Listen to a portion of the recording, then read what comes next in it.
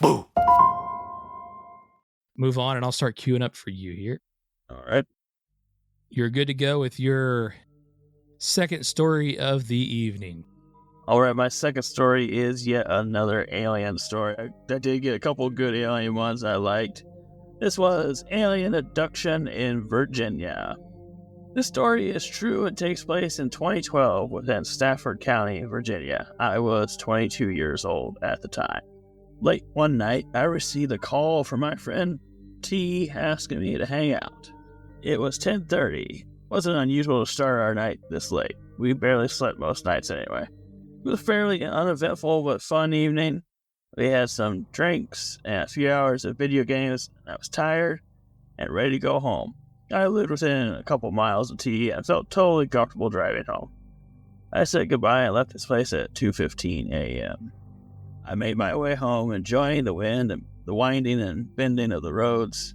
Stafford County contains many backcountry roads with hairpin curves. The roads were completely empty at this time. As I made my way around the curve, I slammed on the brakes and came to a screeching halt. About 15 to 20 feet out in front of me were deer. A large number of deer.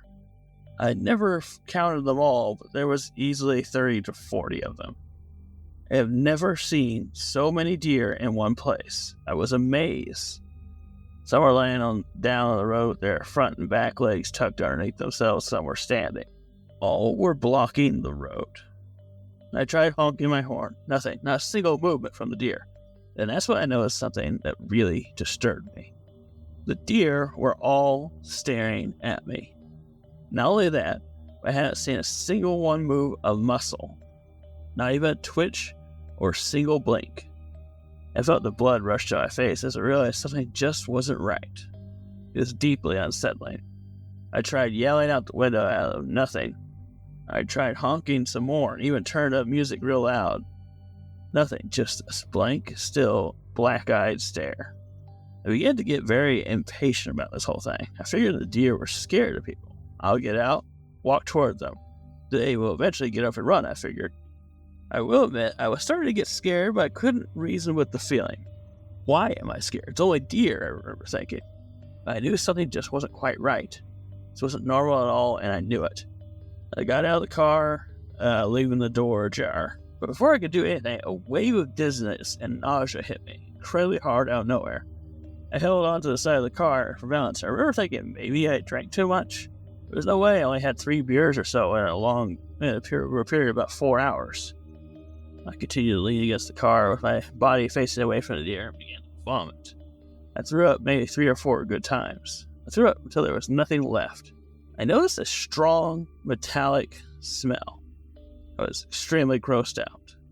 After a few deep breaths, the intense nausea and dizziness started to subside. I regained my composure and turned back around. The deer were gone. I never heard or saw anything move. Quickly looked around. I looked towards the road, the trees, then back to the car. Nothing, absolutely nothing. Everything was silent and dark. I got back into my car and started the engine. Drove quietly with no music all the way back home. My thoughts were racing. It didn't feel right. Couldn't put my finger on it, but I just didn't know how to explain this. When I got home, I pulled straight into the driveway. The house was dark and everyone was still asleep. When I got out of my car, lit a cigarette before going back to the house. I reached for my phone to browse the news or Facebook or out of boredom. The phone was turned off. I never turn off my phone. When my phone loaded back up, more questions arose. My weather application had weather updates based on a location somewhere in Maine. It wasn't in Maine. I've never even been to Maine. That's when I noticed something that made my blood run cold. The time read 4:40 a.m. A 2-minute car ride was somehow over 2 hours long. To this day, I have no clue what happened. The loss of time with the events that transpired make completely no sense. Every search on the internet leads me back to alien abduction. I guess I will never truly know what happened to me here. The not deer. The not deer, yeah.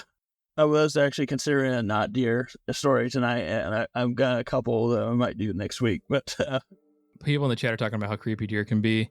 Yeah, I mean, any deer staring at you within that large of amount of over 20 or 30 deer. Yeah, it's at 30 or 40 deer. That's Uh, terrifying when you think about it. Like, I have a lot of deer in my backyard, but there's never 20 or 30 of them sons of bitches. I don't know what I would do. I think the most I've ever seen at one time was 5, and they were spread out running across like a road. They weren't walking together like that close. Yep. They definitely weren't standing still looking at me. Yeah, so this was a very strange story. Like he said, he had his phone, thought it was in Maine because he's in Virginia. So, quite a ways away. You hear about this when these alien stories happen. Time just seemed to Slip pass away. by. Yeah. Yeah, lost 2.5 hours, something like that. No explanation for it. A very strange story.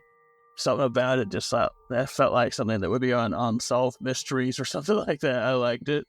It was really hard following that cop story just now. I'm not gonna lie. Yeah. The whole time I was like, man, these guys are dead, and I'm talking about alien. But yes, I like this one a lot.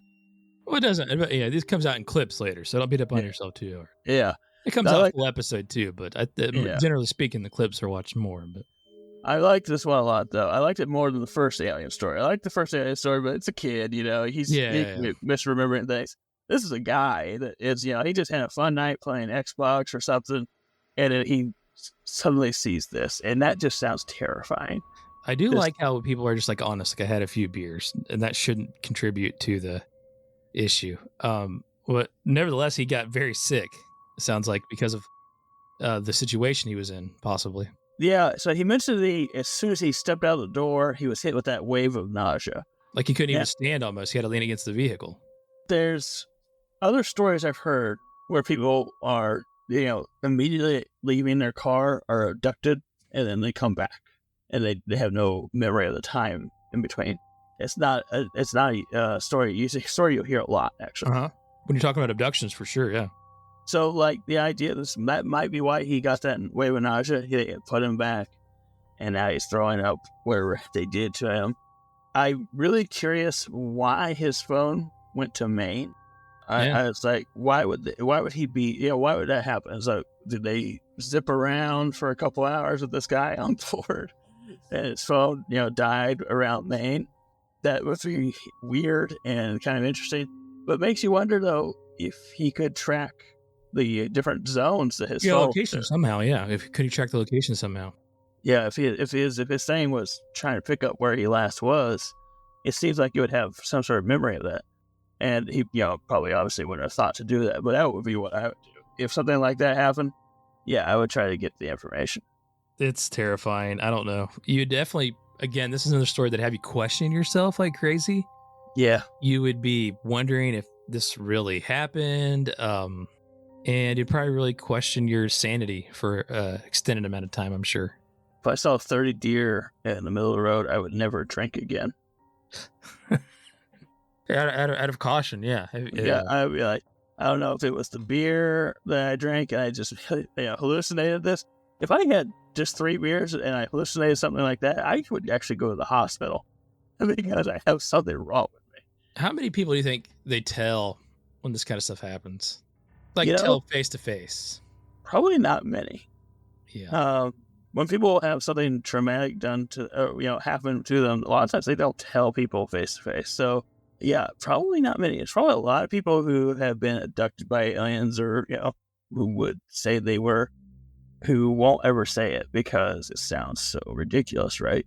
I tell you what terrifies me is stuff in the water, But now they're saying there's some aliens underneath the water. Yeah, because I think that's the most unexplored place in all of Earth.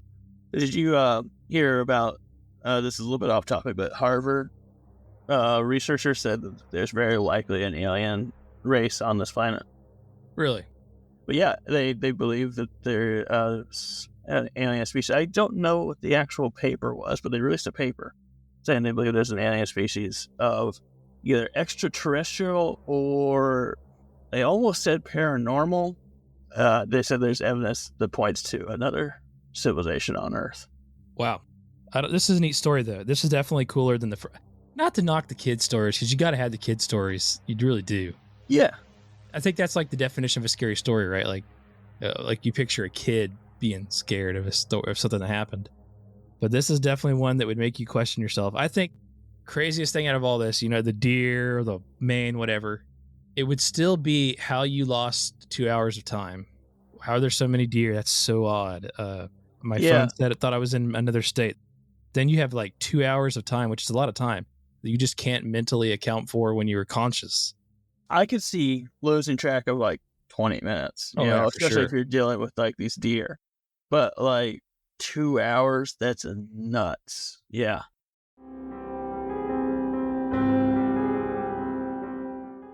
Jeff Townsend Media. CG, good night. And the question is, do I stay here? Will you be back? Are you gonna come back? Will you be back? Are you coming back?